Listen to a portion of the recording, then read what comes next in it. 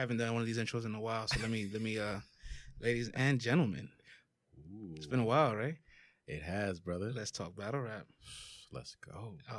July 10th, 2018. Yes, sir. See, I got the date right too. You do. And the year right. We figuring it out.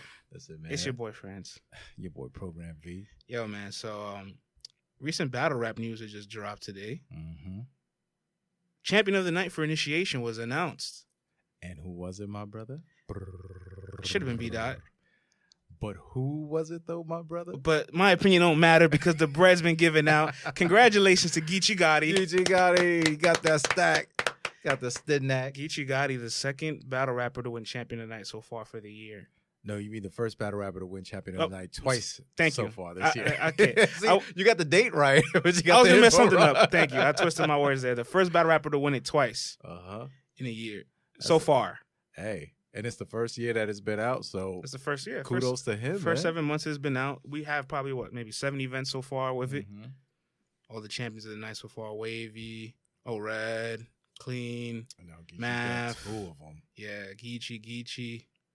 Yeah, he's on cloud 9 right now. Who's champion tonight for No Mate? Twerk. Yeah. The list grows, man. And shout outs to Geechi for that. Absolutely, man. And somebody will be battling the champion of the night. The 2-time champion of the night very soon. 2-time everything. 2-time everything. And he battled Thesaurus. I thought about it. Oh, yeah, but that was 2017. I just thought about it. Now he can say I missed the 2-time also. Yeah. Hilarious. That's hilarious. Facts. But he will be battling somebody. Somebody who we're going to have on the show tonight. Somebody that's part of a rap group. That's right. Called the 4 Horsemen. That's right. Put your foes up, everybody. Put your foes up. YTG. He's part of 2 crews, man. Damn. That's crazy, man. Overall, man, what do you think of Geechi Gotti winning back-to-back? Well, not back-to-back, but winning it twice so far in the year. Like, how much of an importance do you think this is? I think it's always important when you're the first to do something. You know what I mean? And he's the only person that can lay claim to that. Facts. You know, so that is a major accomplishment, especially coming from a guy who was on, LA Riots, you know what I'm saying? That league, and then made his way up, and now you're champion of the night twice on URL. Like, that's crazy. That's an accomplishment. I agree. Because you got to think about who's on those stages when he's performing. You know what I mean? Like, you got a little bit of everybody. He still shines through. Right. And he's relatively the new guy. So I think kudos to him. I want to give a little bit of admiration as a whole, not just to Geechi, but just for the title. Because this is our first year in battle rap where we have an official accolade that we can distribute. And it's not like there's a bunch of people selecting it. This is the voice of the people watching these battles. Right. So this will be your consensual voting. I think the structure of it could be a little better, where because if you put certain people in certain polls, certain brackets, just popularity, they might advance to the next round. I don't know exactly the full voting structure, but the most I know is that this comes from us. Yeah, I think it's continually improving itself, behind the scenes or whatever. Like, I think they're making adjustments to make it more efficient and make it more representative of everyone in the community and stuff. But regardless, you put polls out there, no matter which way you slice it, how you put it out there, it comes back to people are talking and the people are giving it back. And he's won, man. You know what I mean? He's won twice, and he's been showing out, and it's only going to get bigger and better from here for this guy, man. I agree, man. And like we said, this is the first time this is happening, and this is the voice of the people for the most part. It's still important because, there's a lot of things that goes into it, right? Like, your individual performance. Because when you're battling, we've said this plenty of times. We'll say it again just for our listeners, the casual fans, first-time listeners, everybody. When you battle somebody face-to-face, you're not just battling your opponent. You're literally battling for your next match. That performance dictates if we're going to see you again or not, because this has become an entertainment field. Your performance lets us know we're going to see you again. That's one. That's right. You're battling your opponent. 2, you're battling your past performance, because if you had a bad one, you got to bounce back. If you had a good one, you got to out-top it. If you had one that was great, not explosive but great, we want to see you be consistent. So you're literally battling yourself, your opponent, and everybody on the card. Exactly. If you're a fire performer, guess what? We're always going to think about your most fire performance and say, well, you ain't meet that. Because people still want Hitman to do the Cortez Hitman and the Verb Hitman. I'm like, bro, that was a decade ago. You know what I'm saying? So it's like you're always fighting something. So to be able to come out, victorious and get that twice, big accomplishment. Yeah, man. And it's come with some controversy, obviously. Yeah. As everything in battle rap always does, man. But Geechi is the first time with 2 of them things That's under right. the belt. 2 of them things and that extra bread, man. And the MC from the Fourth Horsemen who will be battling him in August. That's right. A.ward we have coming on the show today. A Wizzle. That should be, early prediction, that battle's going to be fire. I'm gonna reserve my predictions after I hear. When a match gets announced, first I think about the style matchup. This is how I'm gonna ask you real quick before we even call A.ward. Talk about it. How do you break down a matchup when you hear it announced? Yo, I thought about it like this. I don't think Geechi's gonna hold anything back. I think he's gonna be who he always is. I think he's coming full, all out. I don't mean just Geechi. I mean like any announcement. Any announcement. Yeah. I automatically go with my gut instinct. Okay. I hear both names and I go, like your brain automatically picks a winner. You know what I'm saying? Or whatever you think is gonna be. I just hear the names and I go, yeah, fire. Like that's the first thing that happens. I do 2 things, right? First, I have the human side where I'm the battle rap fan where I'm not analyzing shit. Yeah. I hear the match and I hear where it's announced and where it's on, and then I think to myself, right? Yeah. Boom, and I instantly come up with a reaction like, and then I stop for a second. I say, okay, how did they do their last 3 performances? Yeah. How do they perform in this environment? That's when you're in analyst mode. And then how do they fare against this kind of style? Right. See if there's a sample size of them battling people similar to their new opponent that's just been announced. So like that's when I heard A.ward and Geechi, I was like, this is a clash, but I like this, and this needs to be in an intimate setting.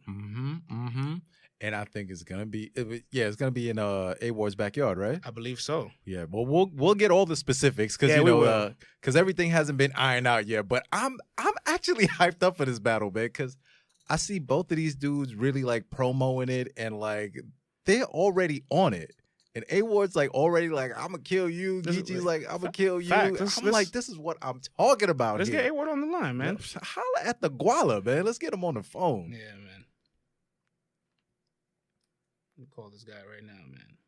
Get him on the horn. Yeah, Shane. Hello. Yes, sir. A.ward. What it do, brother? Hey, what's going on, man? You doing all right? Hey, man. What's going on, man? You on the phone with France and V? What's going on, A-Wizzle? Good to hear from you, brother. What's going on, man? Good to be on, man. Appreciate you guys inviting me, man. Hey, man. Thank you for coming on the show. We appreciate it, brother.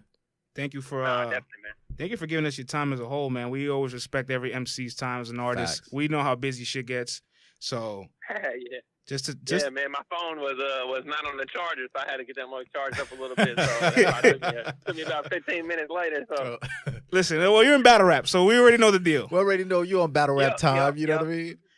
So real quick, before we gave you a call, right? We were just having a little conversation amongst ourselves briefly about your upcoming opponent, Geechi Gotti. Geechi Gotti has been the first guy to win Champion of the Night twice this year. Even though the award is still brand new, he's the first guy to do it, so that's kind of already a milestone. And we talked about the matchup briefly, and we want to know a little bit, how did the matchup come together, and what the setting, the environment, like, and how did this whole thing formulate? We want to hear the details of it. Yeah, it was kind of different, man. There's a gentleman by the name of he goes by 100K. Okay. He's from Wichita, Kansas. He's been a promoter, and he's had, I think, one battle rap event already out of Wichita. Anyway, he attends our events in Kansas City that we have quite frequently, and he just is a big battle rap fan, and he's a guy that can make things happen. So we've been in discussion a couple times trying to set up battles, and me come out to Wichita. If you're familiar with like the Midwest, Wichita is probably like the second or third biggest city in Kansas. Oh yeah. Two of my opponents that I've beat already in local leagues are from Wichita, so we kind of have a decent relationship with the city in itself. Nice. Wichita's a great town for college sports, man. You've been there? Oh, I watched the games. No, have you been there though? No, I have family there. Dog, I've never been. You been? Wichita is a good college sports town too. I went to Lawrence, Kansas in the summer, the dead of summer. Son. That's college town too. Hey, what? It's a good time. Yeah, man. I went for a wedding. You know what I'm saying? Like, it was crazy, man. Like, it was landlocked. We went to a barbecue joint. I swear the record skipped the needle when we walked in. It was crazy. Hilarious. But it was a good time, though, man. But this ain't about us. This is about you, though, brother. So Wichita, Kansas, 100K. He's putting this battle together. Yeah. He hits you up. Do you hit him up? Did Gotti hit y'all up? Nah, man. Talk to me, brother. He hit me up and said, hey, I got a proposition for you. What's your schedule looking like? And I enjoy battling close to where I live for the sake of people getting to watch me battle that are fans here. Right. And he said, hey, I got Geechi Gotti for you. And I said, all right, I'm listening. You know, because I haven't battled a name in Kansas City yet. So none of my friends, family, supporters locally have gotten to watch me because all of my battles have been in Toronto or, you know, LA, you know, so it's hard for them to get there. So I said, all right, I'm listening. So at first, I thought it was just going to kind of be like you go back and forth. You know, this happens all the time. You go back and forth with leagues, and then you wait a few weeks, and then by then, you know, it kind of just pans out. But he hit me back pretty quickly and said, all right, what's your price? And I said, this amount. And, bro, I never got a deposit so fast in my life. He said, you know what, man? I'm gonna start asking for that. Negotiate from there. Now that's dope, man. Like, it's always good when you could just do good business, especially with guys in your own backyard. You know what I'm saying? Like, that's got to feel a little refreshing and rewarding, not dealing with a janky promoter. That's really humbling. That, like, see, you're from the Midwest in a sense where, like, you don't get the chance to battle in some of the, like, certain cities or in your hometown, like you said. So you want to give people that supported you from the get, like, a good show, a good home game. And home games, like, for the people like you, Geechi, people in the South, people in the West. It means a lot. Yeah, they don't get home games often. Right. And also, it worked out really well for him because, I mean, we booked this battle probably, I want to say 2 months ago, maybe, something like that. And at the time, you didn't have the Geechi versus JC battle. You didn't have what he's done. The stock was low. But like, he's like set the world on fire. So so now you're looking at this battle and people are so excited about it. You know. So what you're telling me is you bought Bitcoin when it was still 4 figures. Hilarious. Now he bought Bitcoin at $62. That's what he said. Yeah. And I just been chilling, you know, because I had did so much at the beginning of the year. Yeah.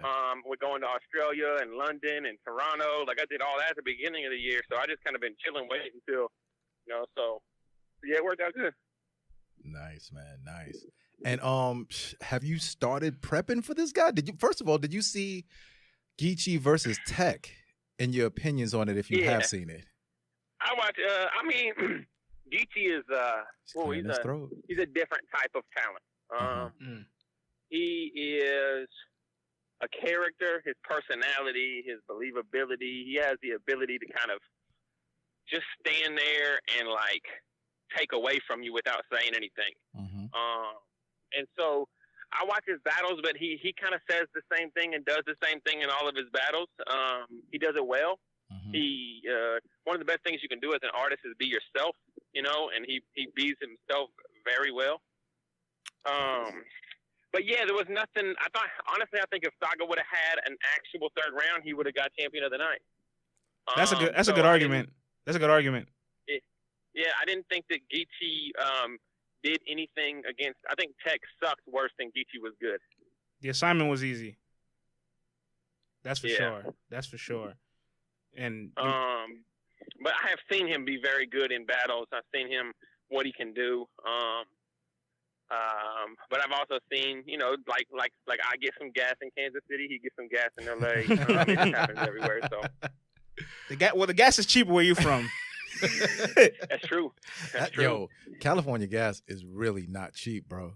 Like, it's teetering on like $4. Like, it's crazy. Yeah. Like, you can't be broke and drive out there. Too much from him. He's a talent, man. He's definitely, you know, he's doing what he does well. He's a lot like Shotgun Suge. You don't know how he wins, but he always wins. Yeah. I mean, just straight up, like, you know. But yeah, we're gonna see, man. It's battle rap, man. It's not battle believability. Facts. So he's gonna have to rap. And to touch on a bit of location off the Geechi battle, what you mentioned, LA, Toronto, Australia, you battled on Chalked Out.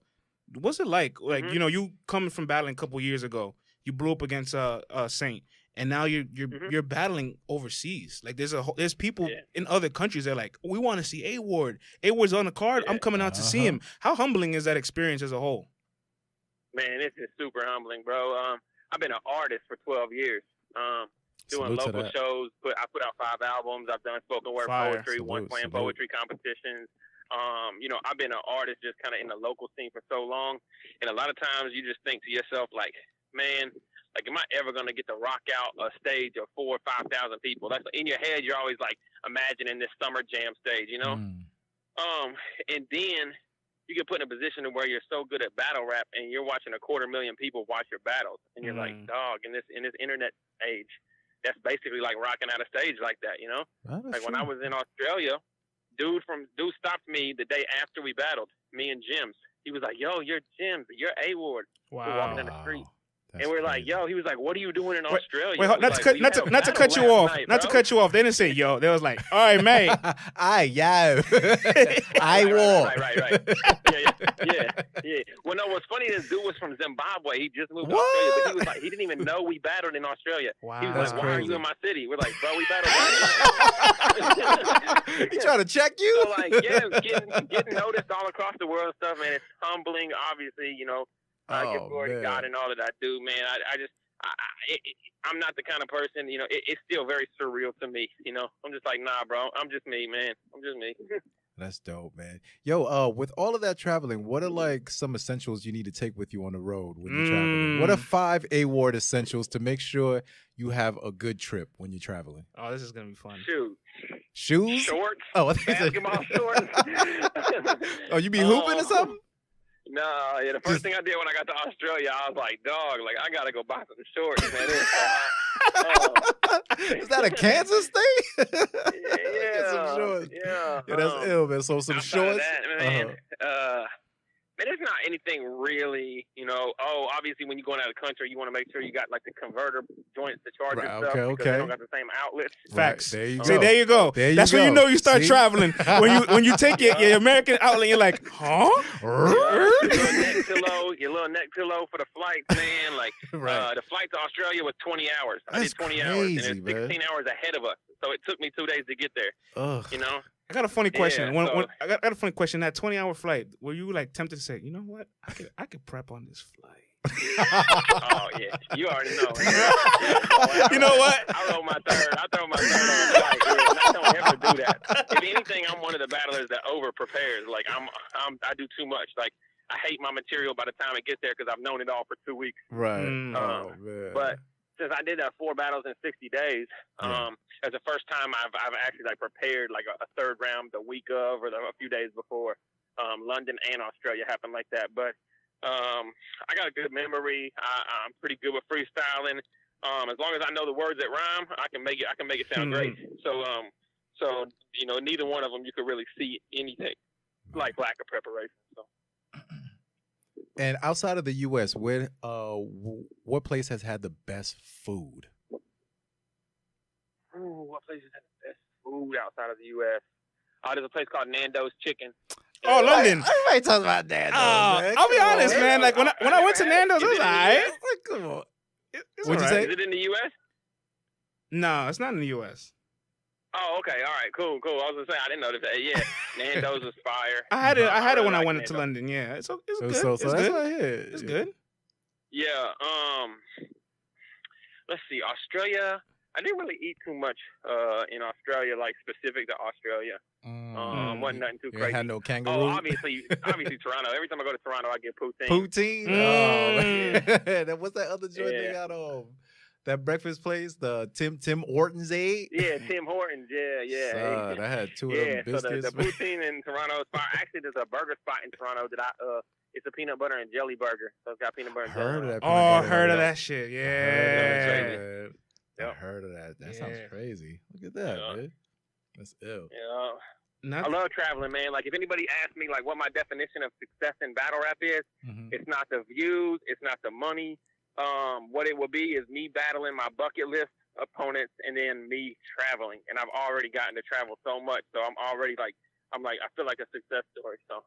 dope, man. That's dope, it is man. a success, man. To It get is, paid it to is. do what you love and to go see the Yeah. world while you're doing it, it's like Free vacation people right there, people too. can't take that away from you. You know what I'm Facts. saying? No matter what. Yeah. Like people can say whatever they want, but listen, at the end of the day, what you got left? You got your memories. You know what I'm saying? Yo. So it's like you can take My those memories passport with you. stamp. Passport is tatted up, Tatted, boy. you know? tat it And I'll be up. at customs like, nah, y'all not, nah, stamp that. Now stamp it good. I want to be able to see that joint in like 5 years. Nah, that's dope, man. That's dope. So Yeah. I want to double back a bit. So when before you spoke about you traveling, you talked a little bit about your rap career, like how you had 5 albums, you did poetry. Mhm. And I would love to hear a little bit about like you and rap in general, not just battle rap. Like how did you become a rapper and an artist, and what inspired you and everything in your backstory? Yeah, you know, growing up, I'm originally from East Tennessee. I moved to Kansas City 12 years okay. ago. But my older brother was the rapper of our family. Successful local rapper within Tennessee, within East Tennessee, Nashville. Kind of like an idol to me because my father was missing a lot. So I always wanted to rap. I always wrote poems and different things growing up. But at the same time, I didn't have the confidence to try it because he was the rapper. So once I moved out to Kansas City in 2005, and kind of started to grow as an adult and find my own thing. I was still writing a lot, but at about age 19, that's when I started doing a lot more poetry and different open mics, and then started the actual rap, and then released my first album in 2007. That's an As a interesting Christian climate. hip hop artist, because I've been saved since 2000. So, Wow. so released my first album in 2007. Did another one in 2009, signed with a label in 2011, did an album there, got off the label, did a poetry album, did another one in 2013. So, yeah, Been you know, working. about every Nice. 18 months to 2 years, dropped the album. Nice. And then continued to do poetry because I've always been like a punchline, like heavy artist. And so I would go to slam poetry events and open mics and just kind of basically battle, you know? And then that's kind of what really prepared me to jump into battle rap and not have like that rust or not have to like learn how to battle. I've been battling like that, you know, just in front of a microphone for 5 years, Right. you know, at different open mic sessions. So. It's interesting you say that you were out there doing your poetry also, not just the hip hop music. And you know, a lot of times we might joke and say that battle rap is aggressive male poetry. You know what I'm saying? Or like, you know, just as a joke or whatever. But how close and how similar is it actually to doing? Were you doing slam style poetry? I don't want to, you know. Yeah, I was doing slam stuff. Yeah, How I was doing similar a lot of is word type the performance? Stuff. It's very similar. A lot of times the slam poetry, it doesn't necessarily rhyme the same way battle rap does, and it doesn't. Well, you it know has what a little Calico bit more says, of a when it's real, it deeper ain't got to feel to rhyme. it. Yeah, but at the same time, like, I mean, dude, I tell anybody, like, poets are the best lyricists I've ever, like, past rappers, past battlers, like, poets are the best lyricists I've ever met. Like, they're, the way they write, the way their minds work and stuff like that, it's some of the most creative material that I've ever heard. And so I think that the jump from a poet to a battle rapper is much easier than an industry rapper to a battle rapper. Interesting. Listen, man, let me tell you real quick. I know how they always say, like, as a battler, you have to touch certain stages, certain states. As a poet, you got to come to New York and hit the New Eurekan, man. Oh, Let me tell you a little bit. Poet Cafe V, you know my best friend Melodic. He's been Yeah. a friend of the show. Me and Melodic went to high school together. And that's one of my best friends, and we were both on the poetry team in high school. Oh, okay. And our poetry team forced us to go to the New Eurekan to perform. So they were connected there, and they made us as like high schoolers at 15, 16, 17 perform in crowds and open mics at the New Eurekan. Like that's a legendary place. Absolutely. It's a very hip hop place too. And if you remember, that's where Mos Def and even PH and everybody, Rod Digger, the MTV show. Why is the name slipping my mind now? But that's totally, they merged. Lyricist Lounge Show. There you go. They go A.ward coming through with the hip poetry. They go to poetry. Yeah. Turn it up. Nah, yeah. Mark, Luke, John. John DeMarc. I gave myself my own DeMarc. Mark, Luke, John. That's hilarious. No, man, but it's ill to see how the marriage between, you know, that style of poetry and this style of poetry, man. So I salute you for making that transition. And also, you said your first album came out in 2007. We know that it's 2018. It's 11 years later, and you're still doing your thing, and you're still pushing it out. How do you persevere through all that, and how do you find the patience to still maintain and still put out all of those projects like that? Man, you just really the thing that kept me was just seeing the bigger impact, man, and just seeing. I don't mean to get too super cliche Christian on you or whatever. Dude, it's your platform, brother. It's your platform. But when you know the bigger picture is bigger than yourself, is bigger than your music, is bigger than your sales. Like, bro, some of the messages I get from people who are just random places and different things, like, I mean, like, will keep me going for 2, 3, 4 years, man. I've had messages from atheists that hate God. I've had messages from African Americans that hate white people. I've had messages, and then just be like, yo, like, your boldness, your this, that, your third, and then just pouring their heart out and stuff like that. And it's like, bro, like, I was given a gift, man, and until I feel like God says, all right, set that joint down, like, woe is me to not be out there using it, I commend you on that. Believe me, I can't lie and say as an artist it would get discouraging, bro. Like, I spent 10 years rapping, at the same churches, the same open mics, the same bars, this, that, and the third, like trying to sell albums, trying to get out there. And it did get discouraging at times, but yeah, you really just gotta keep the faith and just see, like I said, see that bigger picture, man. Absolutely, man. Speaking of bigger picture, right? I've been following you since 2016, and I got to finally meet you face to face at Pearly Gates too. Facts, yeah, both of us. I spoke to you briefly outside and in the lobby a little bit, and when the event ended, right, I got to notice you and Loso, like, at the end, like, outside. I think you were like Mook, some of the vets, and they looked like they were kicking knowledge to you guys. Can you share a little bit of the insight that some of these guys were giving you? Yeah, bro, it's remarkable. Like, the family and the community that Battlerap has, I haven't really been a part of, and I hope never will have to be part of any kind of, like, beef or any kind of, like, anxiety or being apprehensive about going to events or seeing certain people. For the most part, in the 2.5 years that I've been battling, like, people they're just willing to pour into you, and especially Verb, man. I spent an hour or two with Verb. Wow. Obviously my teammates, Mickey Fax and Mike P and Bourne and all them, like, they're very willing.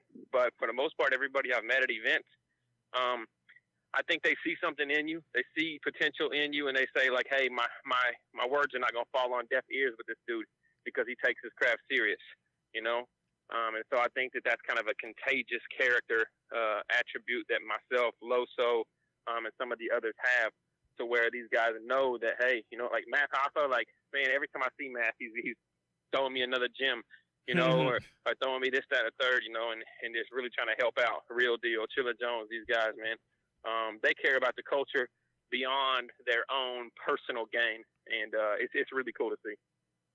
Yeah, man, I noticed that, and it looked really interesting, and I was like, wow, I can see them kind of like kicking knowledge to you guys, kind of like, in a sense, like, passing certain things on, where it's like, what, we see that you can take this, what we built, and uplift it to the next level. And there's guys like you, Loso, Bida, Geechi, Glue, Twerk, the list goes on, right?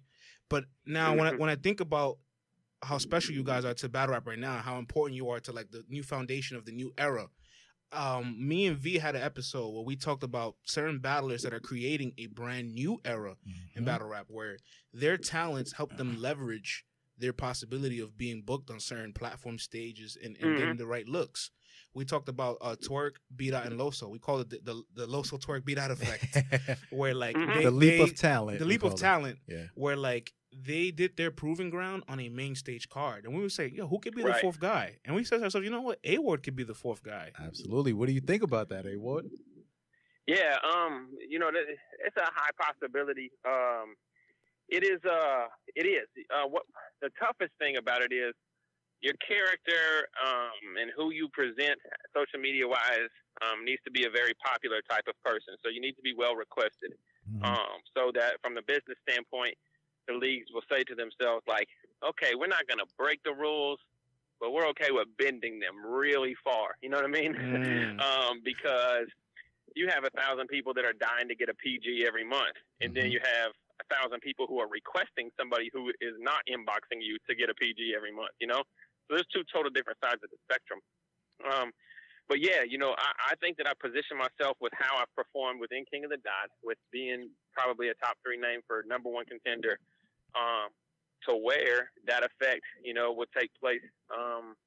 If in fact it does happen in the future, to them saying like, yo, like, we want you to do this one-off, or we want you to do this. And I would be naive to say that I would ever want to end my career with not battling on the URL. That would be dumb to say, So I definitely look forward to that opportunity in the future. It's just all about timing. Yeah, absolutely. And we definitely think you have the style to adapt. And you're in an interesting gap where it's like everybody kind of maybe wants to see you do that PG already. They want to see you on URL. But even more, there's a big fan base where people want to see you go for the chain. What's it like having a split fan base where like, damn, do I go for the PG? Do I go for the chain? Like, because it's two different demographics at that point. Not saying like the fans are like different, but some people want to see you, battle this person, this style on this platform. They want to see you battle this person, this style on this platform. You know what I'm saying? Yeah, it's tough. I mean, it has its ups and downs. The chain is something that I've always wanted. It's been something that has definitely been a goal that I set for myself. And at the same time, right now, King of the Dot has been quiet. I'm not gonna put past judgment on them to say that they've backslidden or anything, but they've just been quiet. And URL has been very active. So with that being said, fans are quick to kind of push you one direction or the other direction. That's how it always is. Absolutely. But it's good it's good to know that it's not like I have a whole bunch of King of the Dot fans to where if I went over to URL and battled, that they'd be like, oh, trader, such and such. Like, I have basically effectively built up a support system wherever I go. And that's kind of dates back to the question you were about with leverage.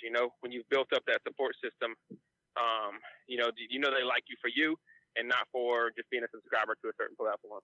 Yeah, that's what's interesting. Like, people want to see which path you take, but they're supportive of both sides. So that's where I'm like, damn, it must be difficult for him to like choose a side where it's like, what's best for me? Not for the fans so much, but what's best for me right now, And I think he. I tell you what, URL don't make it easy on you, man. They really don't make it easy. Why do you say that? Can you explain that a little bit more? Well, I've learned just in the aspect of that, just URL. They definitely have a system that they like to go by, but you have to look at like three different levels of stepping down. Like from my standpoint, one, I have to step down to a PG. Two, I have to step down to a name that is far beneath somebody that I could get a la carte on King of the Dot. And three, I have to step down to no money, that is far beyond what I could get on the King of the Dot. So basically you're asking an artist like myself to humble themselves in three different categories rather than maybe meeting in the middle on one side, Now let me ask you. Oh, hey, here, we'll do this, but just do this, Now let me ask you something. Now you've been working hard on so many platforms all across the country, building up your cachet, you know what I'm saying? Building up your following so that, like you said, it can't just be determined that, oh, this league gave me my following. You know what I mean? Like you earned it off your blood, sweat, and tears. But knowing that, obviously, it would be nice to touch that stage, but knowing what you just explained to us, how difficult is it, or is it difficult to stand your ground and say, hey, these are my principles, this is what I believe in, and I'm just going to hold out because I believe in my talent? As an artist in general, right? Yeah. Or just as a human being. But honestly. I mean, it is difficult. It's just two different monsters, man. Imagine like just eating one kind of food and then, like, hey, I want to try it. Just part of you that just says like, yo, I really want to try that, man.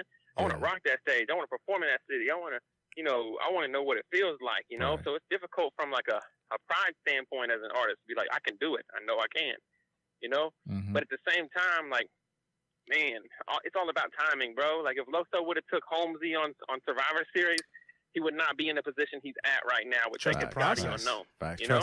Trust the process, right?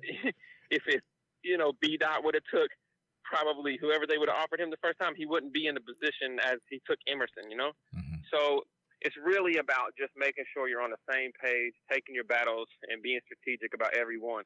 And it goes the same with my next battle in King of the Dot, I'm not going to take somebody that's a lose-lose or a lateral movement or anything like that. I got to continue to create leverage, continue to create branding and different things like that. Got to level up. Now, King of the Dot, the chain, man, there's just so many, like, famous names behind it all. Kid Twist, Hollahan, Thesaurus, Arcane. you know, Pat Stay, who had the most defenses of it, had Ice, Ilmac. The list goes on. So like I can see your name above those with all those mantles inscribed on the back of that joint. Yeah, man, I could. Bender, especially starting there, man. Starting at King of the Dot, like let's be honest, who has had the chain lately that started in you know at King of the Dot? I don't know. You know, even Roan started at Grind Time, Ilmac. You know, so you have Pat. What about most recent? Sketch, Poe Rich?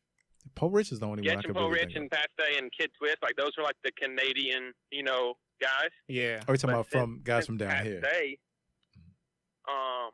you know, so I'd like to see like you know the ownership of like starting there, working your way up, and positioning yourself with just basically good battle, great battle after great battle. You know, I think it would be really dope. I think it would be really dope. So that would be fantastic, man. And like you know, like Chilla, Pass, Hoffa, I don't know, maybe some other names that are in the little like top 5, maybe for number 1 contender. Like those are all names that I would love to battle. You know, Chilla's on your list, if I'm not mistaken. He's on your hit list. Yeah. Chilla's gonna get smoked. It's so hard, man. That's one of the hardest things in battle rap is to try to not be friends on social media, like because I rock with Chilla, you know. Right. But God, I'm gonna kill Chilla. I love when you call them out in the Peanut battle because I feel like you broke out against Peanut in that second round and you was just explosive and I was like, you know, Peanut's a vet and even though Peanut isn't somebody that like he's gonna give you an electrifying round, he's gonna always be consistent. He's been around for years. He's established. Right. So you was able to do that to Peanut. I was like, oh, okay. Yep. And then when you see, I always say in battle rap, you're not just battling your opponent. You're battling the stage. Card, you're battling the whole card. You're battling your past performance, and you're battling your future performance because you have to have a stellar performance to be seen again. So when you exploded against Peanut, you're like, you know what? I can do this now. Chilla Jones, what's up? And I was like, I was like, okay. Fact. Yeah, man.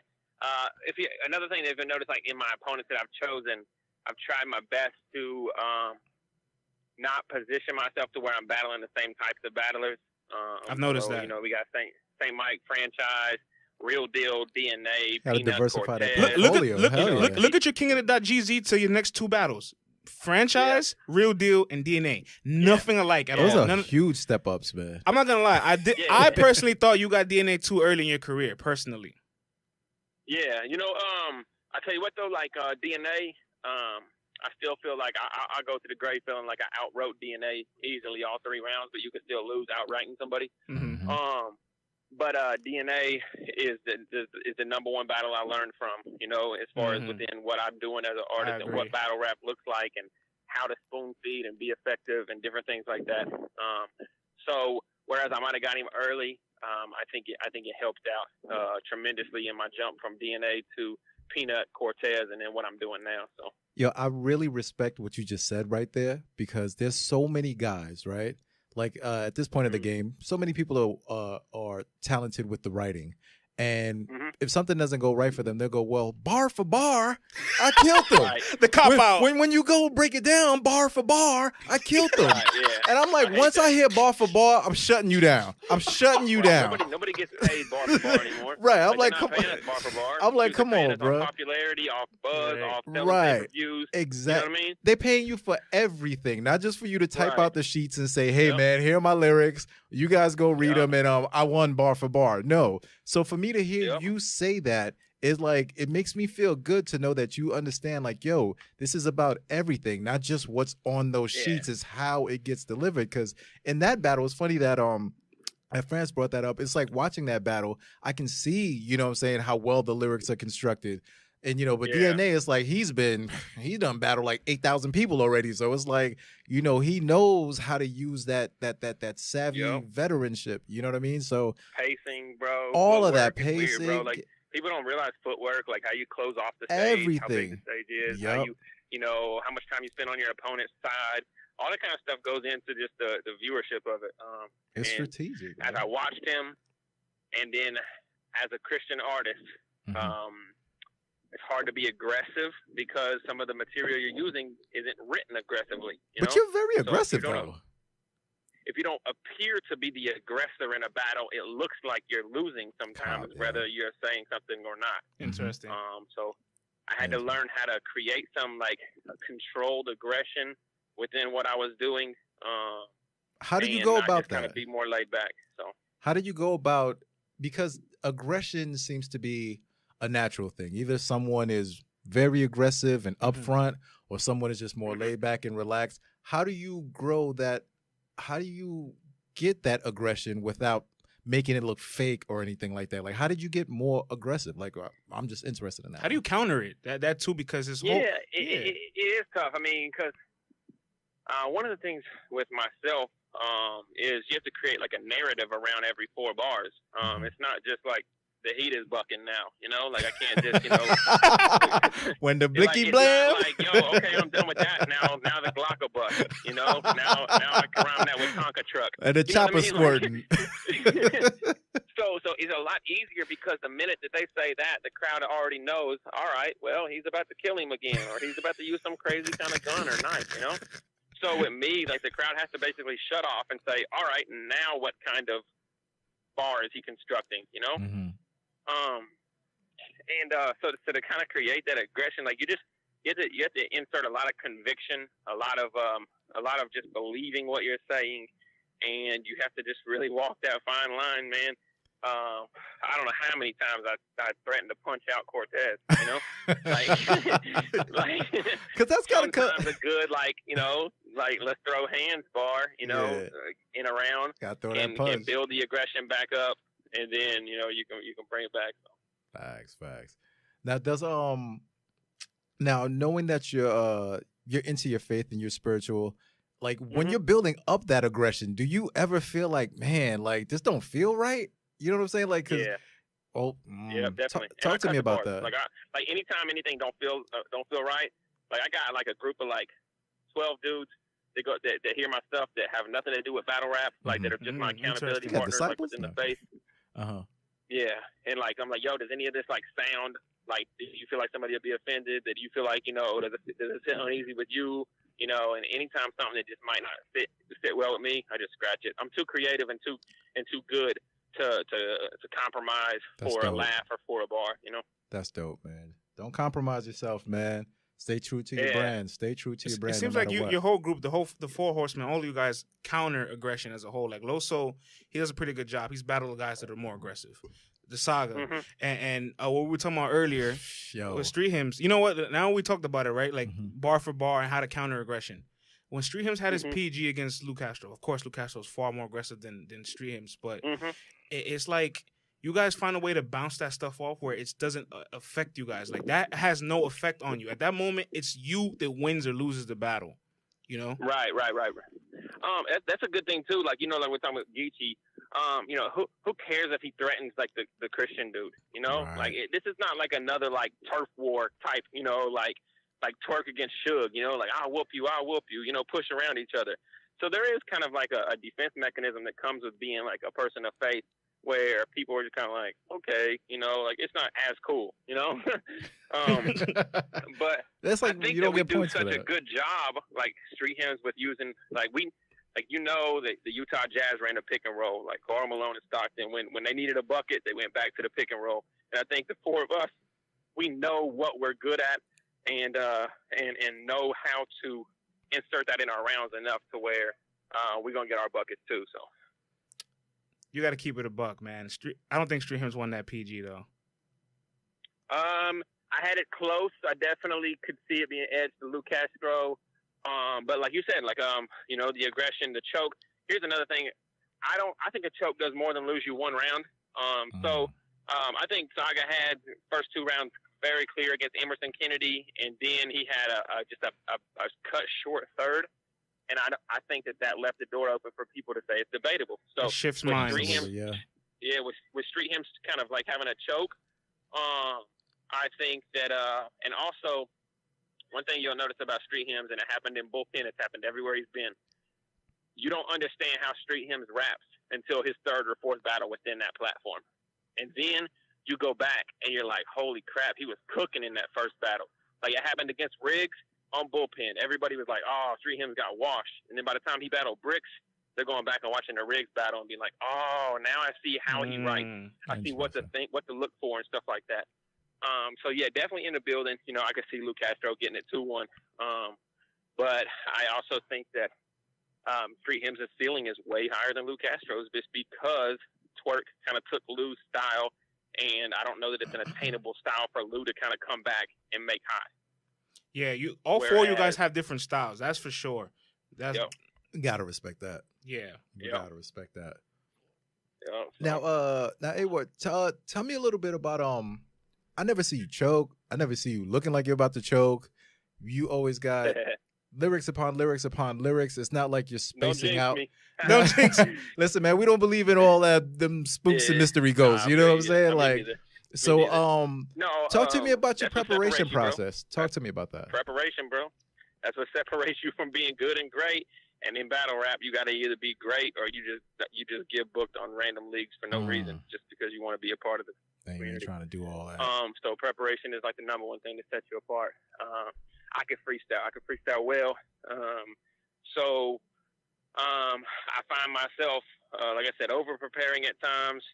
You know how Hollow always has a dirty batch. Yeah. I don't probably have as much as Hollow does, but I probably always have 16 to 20 bars extra per battle that could have got thrown in if needed.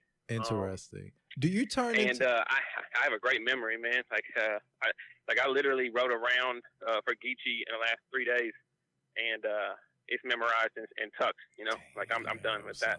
You know, wrote it in the last 3 days, it's memorized and tucked. So.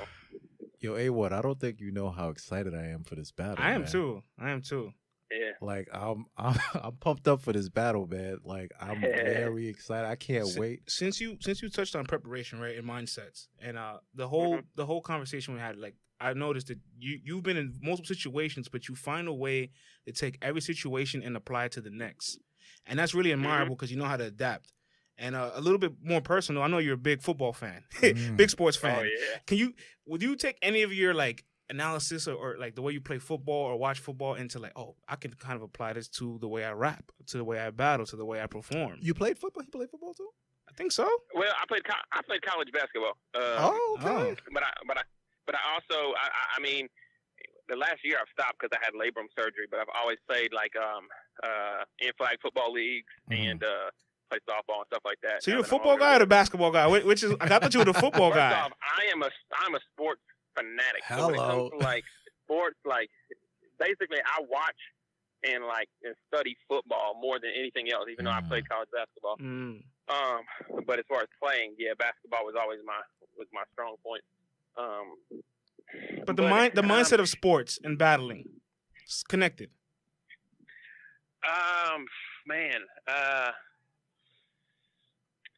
think the connection therein lies with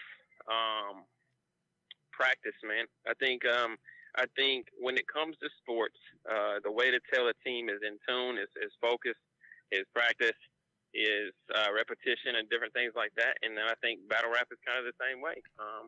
I see a lot of battle rappers that I don't even know if they ever touch any other stages other than the ones they battle on.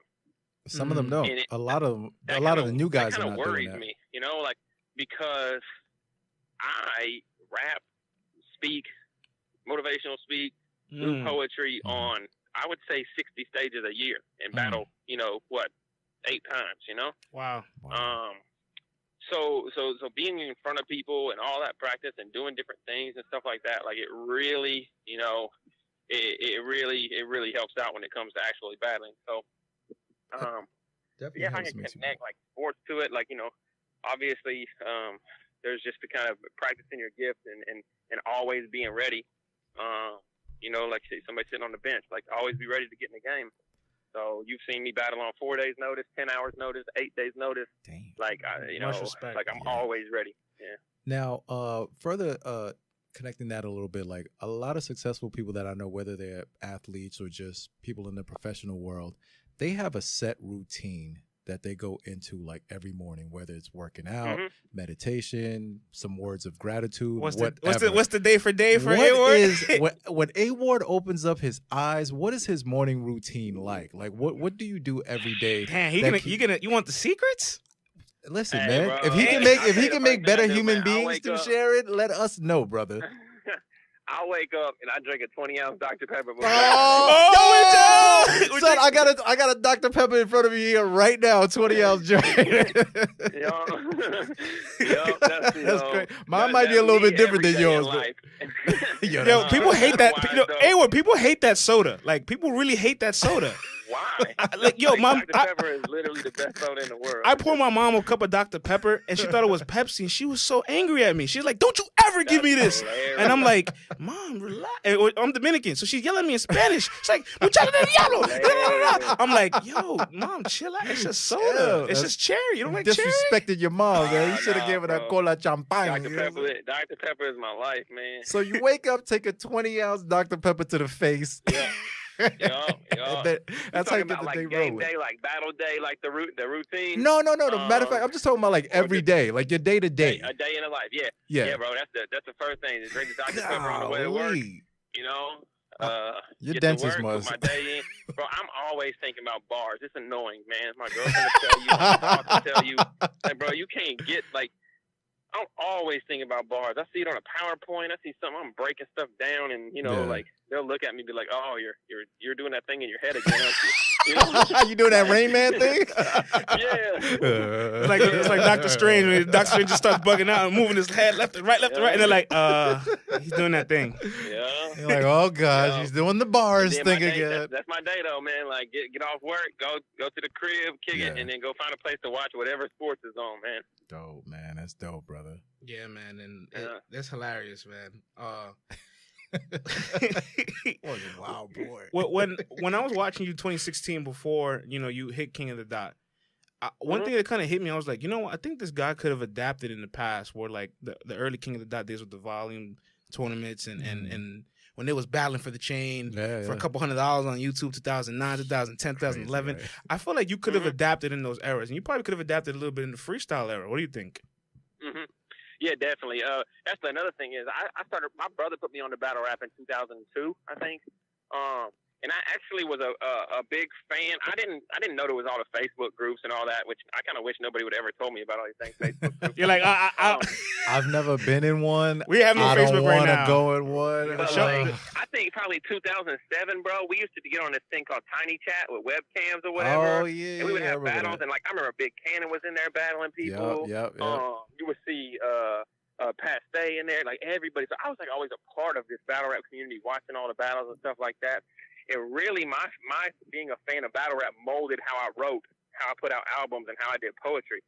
Interesting. So yeah, I definitely think with the multi-generation, the 90-second rounds, the high on jokes, the this, that, and the third, the rebuttals, the scribble gems, like I think I could have definitely performed and done well in just about every era. But I do also think that timing is huge, and when I did decide to jump into battle rap was perfect for the maturity of who I am as an adult, and just kind of popping off the way that it did. So. Yeah, because you understand everything now. You're very strategic, and when you decided to jump... I praise God every day that I wasn't 22, 23 out here flying to L.A. and Canada. Like, bro, I would have been out there. He would have blew the deposit second before the battle, and it's like, hey, can I get my second half? I've been a Christian since 2000, but bro, like, I still was not spiritually grown enough to like. I would have been out there, like straight up. Yo, it would have been crazy, man. The little clickbait it wouldn't even been clickbait. The Christian rappers out there. You're like, yo, is that A.ward over there? Yeah. So I'm thankful that I was older, more mature, kind of past that whole stage of finding myself as a man and as a Christian. And then that's when it decided to kind of pop off. So. Nah, that's dope, man. I would love to know somebody that's influenced you in battle rap, like when you first started to start, and even one influence that's completely outside of battle rap, just like for your life in general. Yeah, Bridge B. Do you know Mr. Biscuit?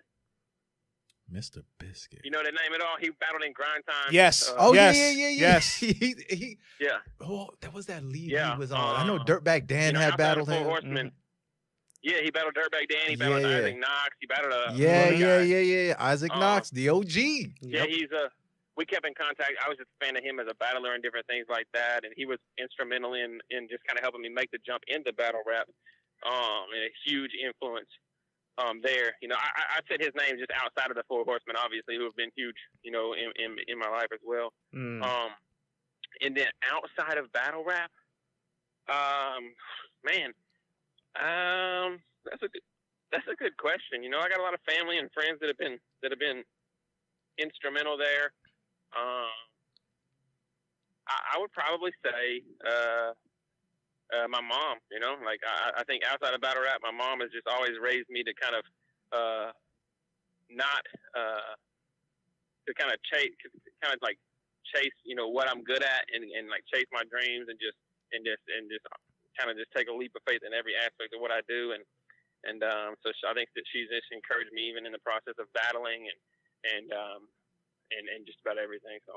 Man, shout outs to Mama Ward, man. I asked for the outside influence because, like you said earlier, like you cleared your mind before getting into battle rap, and we've talked about it prior, right? And this is a subject in battle rap that kind of gets underrated: mental health of battle rap, right? Where like your mindset has to be in a certain place to be able to even perform well, because this is a mental sport. Or even if it's not, you have to be able to step away from that, right? Take away the distractions and still perform, and then deal with whatever you were dealing with before. Like, it's a very fine line. Like, it's crazy. Like, bro, it's a 6 weeks process getting ready for the battle, you know? And if you're just not mentally there, you see it in people's battles, you know? A lot of times you just see people that just kind of, you know, just don't give their all or whatever. And it's like, man, sometimes it's hard for people to spend 6 weeks in a row of focus, you know? Exactly. On battles and stuff like that. So yeah, it's important. I do want to let y'all know my phone's on 2%. So if something happens and it cuts out, it was well worth it. Facts, man. It was well worth it. We'll ride it out. So as a whole with the mental health aspect of things, is like people don't realize like these artists have to, because nobody's rich off battle rap. So like you can't make this a money grab. You can't make this an attention grab. You have to genuinely want to do this. You know what I'm saying?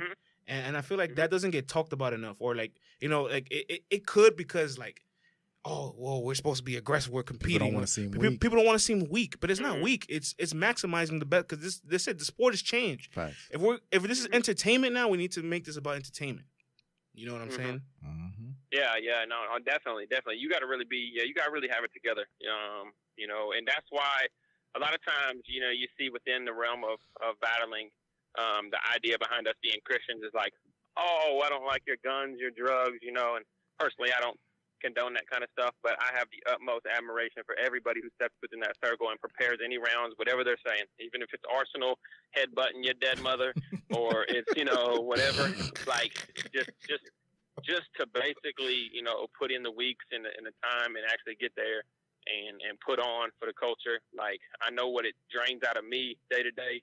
And so, like, I had an utmost respect and admiration for everybody. So, and what's your last percent on your phone? How do you rebuttal the people who say, "Oh, a Christian battle rapper using a gun bar," and it's like, okay, I don't like gun bars. I don't like the imaginary gun bars. I don't like sagas. If my friend gave me a gun, they'll both tell you I hate them. Like, I'm with everybody else that gives them flack. Like, cut it out. You know, I like that. You can keep it real with your people. That's dope. I personally have put spins on gun bars. And what I do, and like I said, I take it out if I don't like it. I try to create the context around the gun bar so that you see the bigger meaning, and so that the punch is not the gun bar punch.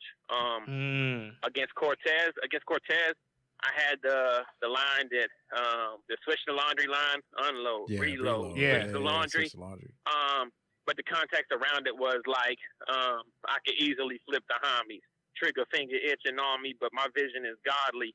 So when I get the ice, the pin sticks to the goal. That's Sidney Crosby. So the punch was Sidney Crosby, but the context around it is I could do it, but I won't compromise. So my pin sticks to my goal of not compromising, Sidney Crosby. So the context of it is not, you know, necessarily gun bar. Like, that's why I don't really like the imaginary gun bars, because Loso's just kind of like shooting you, you know. You know, Loso's packing down there in Florida, man. No, That's my dude. Say no, I tell him every battle. Like, God, no, leave him alone. Do you ever, whenever writing, you're like, damn, it's so easy to say this, but I'm not going to. I can't. The man told you he ain't compromising, bro. Crazy gun bars. He's got fight the spirit, man. Fight the spirit. I swear every gun bar I write is like, Big Gerald, talk to your son like haymaker, like. Damn, man, that's crazy, bro. That is crazy. You know? Well, brother, before your phone dies, man, we're definitely gonna say appreciate you for jumping on the show, man. It's been a fun conversation, bro. Definitely, man. Definitely. Let me know when I can come back, man. Again, anytime, we can talk about bro. Whenever next time you're in New York, man.